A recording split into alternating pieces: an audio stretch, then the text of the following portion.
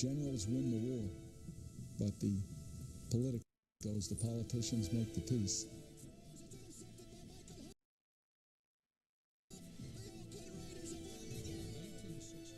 We have an environment, and say, we're back. You be proud that you wore the patch.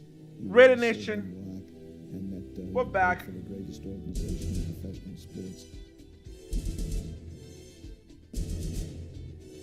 We're back.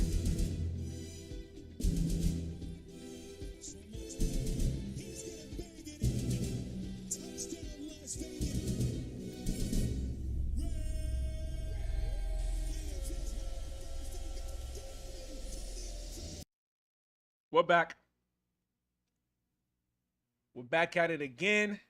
Ladies and gentlemen, give me a second to check, make sure that we are indeed streaming, because as you know, not all things are as simple and clear as one you think they ought to be. All right, looks like we're live. Looks like our face is showing. All right, looks like we're live.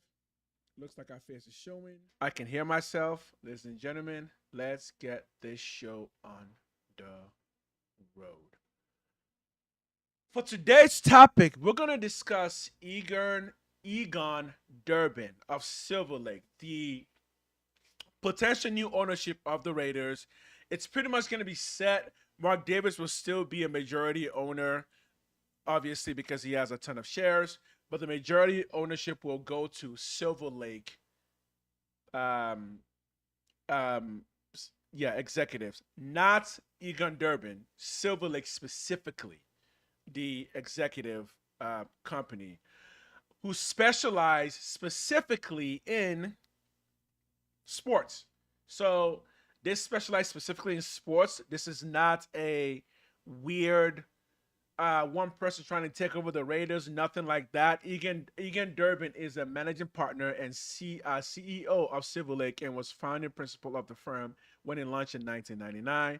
So when Egon Durban passes on, the Raiders will still remain with Silver Lake unless they choose to sell Silver Lake to somebody else. Egon Durban is also on the board of City Football Group, Dell Technologies, and I believe Dell Technologies is their primary, is how they got to where they are now. They invested in Dell Technologies, I believe, and that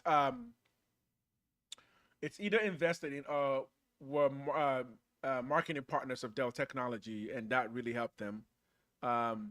Endeavor Group Holding, G42, don't know who that is. Cartrick, don't know who that is. TikTok, okay.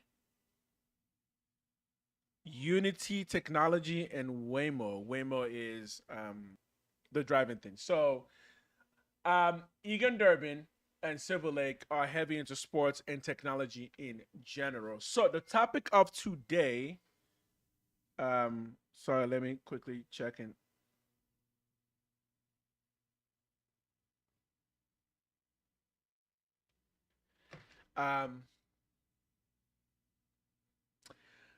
Moving on.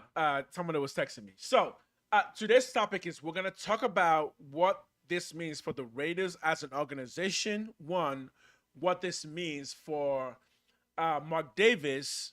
Two, and what this means for Raiders Raider fans all over the world. That is the topic of today. So let's begin by just laying some foundations for those who may have not been there as to how the Raiders got to where they are now. And with that, we're going to start the recording for this is us talking about how the Las Vegas Raiders essentially got to where they are now.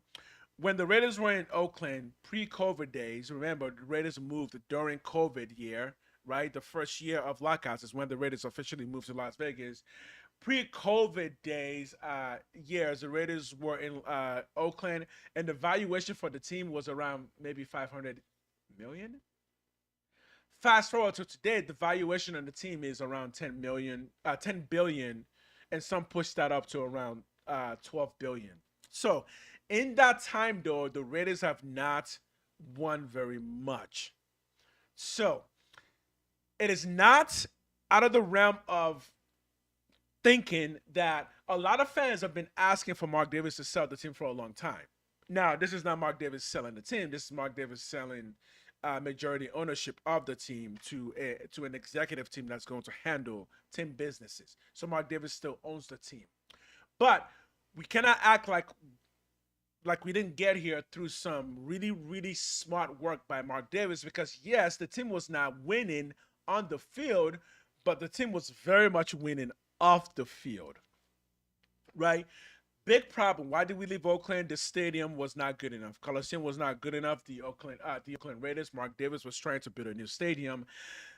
For those who may not know, maybe if you don't, because a lot of my followers are going to be people who did not grow up in the Bay, and as somebody who grew up in the Bay and went to the Coliseum regularly, and I can tell you that the Coliseum was not a place for a premium football team to play. The Raiders were not going to succeed in the Coliseum. The Coliseum was not a good place. Mark Davis was trying to build a new stadium, and because of the A's and other things that got in the way, a new stadium could not be built. People may forget that the conversation about the Raiders as an organization has been going on for a very long time, including conversations about moving back to LA, which fell apart when the Kroenke family, the Walmart people, went and got SoFi Stadium, and then went against us to grab the Chargers to have the stadium with them. Which honestly, I'm okay with that now, because the original plan for that was to have the Chargers and the Raiders occupy the same stadium at SoFi, where SoFi is now. The Raiders lost that bidding. The Rams hitchhiked the Chargers, moved them to LA. Hasn't done much for them. And Mark Davis then went ahead and moved over to Las Vegas. You know what? It worked out for everybody, because the Raiders' valuation started going up and up and up and up. And now we are around 10 to 12 billion in valuation. So what does another hands coming into the organization mean for the Raiders? It means that the Raiders organization will be secure for a very long time, because Silver Lake is I believe they manage around $100 billion, meaning the Raiders are no longer a poor team. Yes, there was a time when the Raiders were a poor team, because of course the Raiders were bought very cheaply by Mark Davis, who then turned the Raiders into a winning organization, created the mystique around the Raiders. Everything you're seeing about the Raiders, the shield, the silver, and the black, all of that was Mark Davis, Al Davis's brainchild, creating the Raider mystique, and then his son Mark Davis took that not to a winning organization, but to a more substantial business organization, and that too is a win. That too is a win. But it does mean that the Raiders organization are no longer financially poor. If we need money to get players, it's there. But there's a few more even really good news here, because the Raiders already have a stadium. That is, we have one of the newest stadiums in the league, and building a stadium tends to be about the most expensive things a football team can do. And we have one of the best stadiums in the league. And people may have forgotten this. There was a time when the Raiders were talking about building a stadium, but only having the stadium sit about 50,000 capacity, which means the Raiders would not be able to host a Super Bowl. People may have forgotten about that, but there was a time that was a conversation that the Raiders was such a poor organization money-wise that maybe we just build a smaller stadium that doesn't host a Super Bowl, but we grow from there. Mark Davis did not go that route. He held on, kept investing in the Raiders till he got the Las Vegas deal, and then got the city of Las Vegas to do what Oakland was not willing to do, maybe because of the A's, put some money in to build the brand new stadium that it is now, the Death Star, and now we've got all of that. So the Raiders are a really good investment, because the stadium is built and is set for the next 15 years. The only thing we're gonna really do in the next 15 to 20 years would be some small maintenance, but for a long time, the Raiders do not have to talk about renovating, moving, or anything like that. The Raiders are set. We are a set organization. What does this mean for Mark Davis? Well, I don't really know, because Mark Davis has actually made it a point to kind of stay out of football operations for some time now by hiring Tom Brady and making him a minority owner. Now the question is, does Tom Brady lose his 2% in the Raiders that he had? Uh, because again, with Egon Durban coming in to buy more, that 2% Mark Davis owns, that's a nice big Tom Brady owns. That's a nice chunk of change now. So does that get rolled in? We don't really know. Maybe that information will come out later. But Mark Davis has kind of taken himself out of football operations and left that to Tom Brady and John Spytek, and as a result, everything is running smoothly. So what does that mean for Mark Davis now, legacy wise? uh, One of two things. One, Mark Davis, as far as we know, has no children. Now, of course, he's a dude and he can have children at any moment if he can find a suitor. Now, would somebody want to be Mark Davis's spouse to give him a child? Yes, I'm pretty sure many people would be willing to do that. But the good news here is that Mark Davis doesn't own majority of the Raiders anymore. So even if he births a son, we would not have a Marcus Aurelius situation. For those who don't know who Marcus Aurelius is, because many people probably don't, he was a Roman Empire, considered one of the best emperors the Roman nation never had. He was considered the true philosopher king, which was an idea that was coming all the way down from Socrates to Plato to Aristotle. The philosopher king, mostly Aristotle. Marcus Aurelius was that. He was a philosopher, he was a king, he was very wise. You can find sayings of Marcus Aurelius still around. However, when he died, he gave the kingdom over to his son, Commodus, who promptly took a giant knife and stabbed the nation in the stomach. Anyways, that's a little bit of history there for those who like such things. But even if Mark Davis does have a son and hands his 30 something percent over to his son, daughter, that would not be enough to be majority owners. So I believe unless the Davis family rebuys all those shares back from Silver Lake, the Raiders will be corporate owned for the foreseeable future. Which, let's be honest, that's honestly the best way to kind of keep it, because family businesses tend to get into a lot of family issues and family matter. Let's just give it to a corporation, which actually doesn't mean one person owns it. It actually means a lot of people own it. Unless Silver Lake is not traded publicly, I believe you can just invest in Silver Lake, right? Are they traded publicly? I'm not gonna find out now. But if they're traded publicly, it means you can just invest in Silver Lake, and then you would own a part of Raiders. Just saying. So that's what the Raiders are now. That's the good part for the Raiders, and that's the good part for Mark Davis. That Mark Davis can now go focus on other aspects of his legacy. And may I just say, excellent job, Mark Davis, for what you've done with the Raiders. No, we have not won, but the reason we haven't won is not because of ownership. It's because we just have not been able to put the right players with the right coaches and the right GM and the right people with football knowledge and the future growth of football. We just have not been able to put those things into place, but we have those things now. So Mark Davis, excellent job to build his father's legacy from thousands to billions. Honestly, in just two generations, father, son, they went from a couple thousands to by the team to 10 to 12 billion in that span. Fantastic job. If Mark Davis has a son, he has plenty to leave for his heir. And like I said, because he's a dude, all he needs to do is to find a suitor. And from what I've heard, Mark Davis is a really awesome dude. So I could seriously see him marrying somebody much younger and having kids, and I think that would be just excellent. When it comes to the Raiders, I do believe he has done a fantastic job. So kudos on that.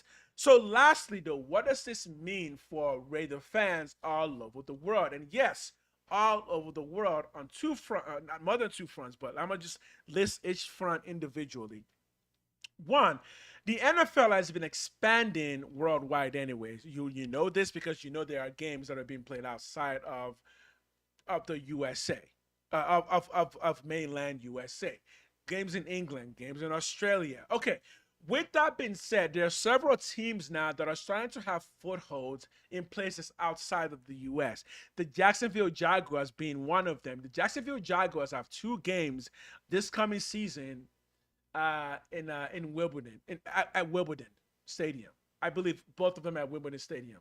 Um, so they're already expanding to the English market. And remember, their owner is a very wealthy billionaire tech guy. I don't remember his name. So that organization has not won, but business-wise, they've also been doing pretty good. There are several teams that are also moving to several areas of the world to go and establish footholds. And what that means is that the Raiders can also join in on that. The Raiders generally have always had footholds in a couple of communities. The black community in all of California, and the Hispanic community in all of California, Southern California, down to LA, and pretty much that entire region. So the Raiders can, and you should expect that the Raiders will continue to go play games in Mexico because the Raiders do have a very good foothold in Mexico and Central and South America. Okay, other places people may not realize the Raiders did not have legal foothold, but they just did. And 2 months ago, the NFL announced that the Raiders are now official distributing partners in Canada. Yes, the Raiders did not have that officially before. They just got that. Meaning now that the Raiders can officially expand their business into Canada. Also could mean getting potential games in Canada because, of course, the Raiders would like to go and play international games. So, and they kind of need a place where their fans can go and watch them when they go international. And I can tell you for a fact, living in British Columbia, that the Raiders merch, the Raiders color, Raiders jersey, Raiders hats are everywhere around here, but people don't necessarily know that it's the Raiders. So hit and like and subscribe to this channel because this channel exists specifically to tell everybody who the Raiders are specifically and in more detail what the Raiders organization is, what is the Raider mystique, what is the Raider this, what is the Raider that, and why are we so excited for where the Raiders are going. So that's what that means for the fans. If you are a fan of who lives in a place where the Raiders already have some visible foothold, if you can see jerseys, uniforms, hats, if you can see anything Raider, the Raiders are going to start expanding more into those particular areas. Okay. What more is there to say? What more shall we say? So, just to clarify, the team is not going to Egon Durban specifically. Egon Durban is a billionaire, but his valuation is around 9 billion. I don't believe it's going to him specifically. It's going to his company that he is currently the CEO of, that he was a starting partner, Silver Lake. So Silver Lake owns the Las Vegas Raiders rather than Egon Durban. He does not own the Las Vegas Raiders. In 1999, how old was Egon Durban? Man, how old is Egon Durban now? Because this fella is moving up the charts real quick.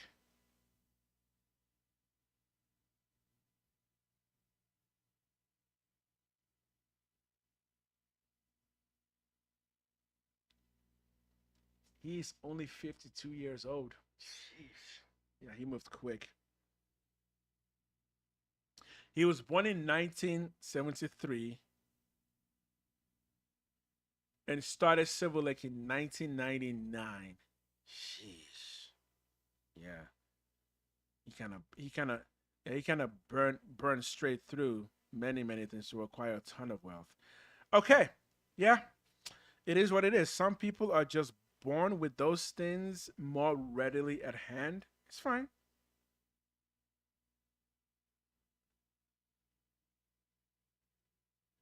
Can you imagine making 9 billion in I'm 41 in 10 years? Because he's 52. He's younger than I thought he would be. He's 52. Making 9 billion in no, that would be you I would have to hit a jackpot investment in tech or something close to that to be able to hit that. Yeah. He started his company in 1999. I didn't even in 1999, I was still in high school. But if he was born, I'm really investing in this because I mean that is quite some good work acquiring wealth. 1973 to 1999. 73.99, 93. So that's 26 years? Really? Wow.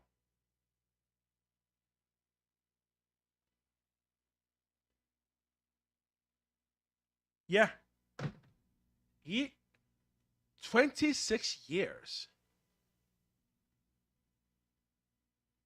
How? Did he come from wealth? I'm curious. Did he come from wealth?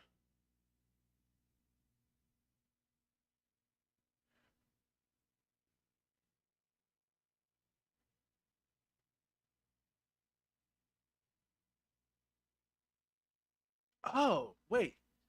This is saying that his net worth is only 2.5 billion. He was a multi-millionaire by 26 though.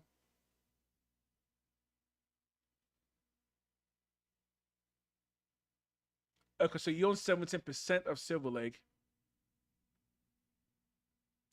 Yeah, so this is what it is, right? Orchestrating the firm's wildly successful investment. Okay, so invested in Skype and Dell. Okay, so they manage 100 billion in assets. Sorry, let me show you guys what I'm looking at. Dell Technologies and Skype. That's what they invested in. So again, you gotta hit a jackpot. That was the jackpot. Dell Technology and Skype jackpot. So he's 52.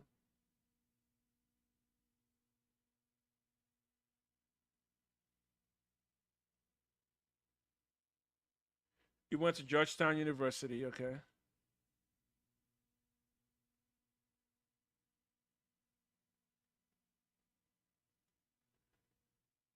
Who are you?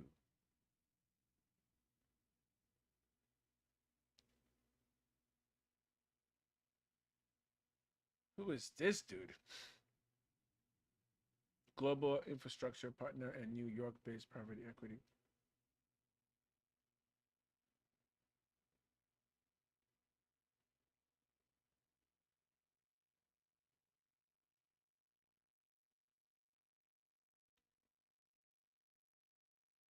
Huh.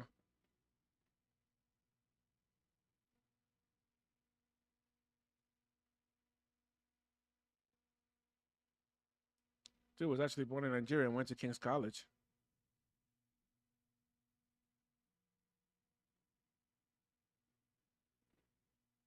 Okay. Good job, my man. 2.5 billion. Oh wow. Huh.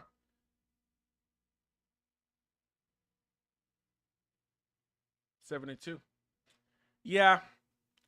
This would be about my range, journey range to 72 72 2.5 bill. Well, I don't work in investment yet, but we'll see. Okay. That was super interesting, guys. That's going to be the end of this stream here. Again, for a quick recap, the topic was how the new ownership affects the Raiders organization, Mark Davis, and how it affects Raider fans all over the world. And the effect on all of that are entirely positive. This is a really good purchase. A really good thing for the Mark Davis to do. It pushes the Raiders forward. It helps the organization, and like I've said before, the organization is now solid and in a good place going forward. So, once again, for this stream, I'll be back again tomorrow. Go Raiders.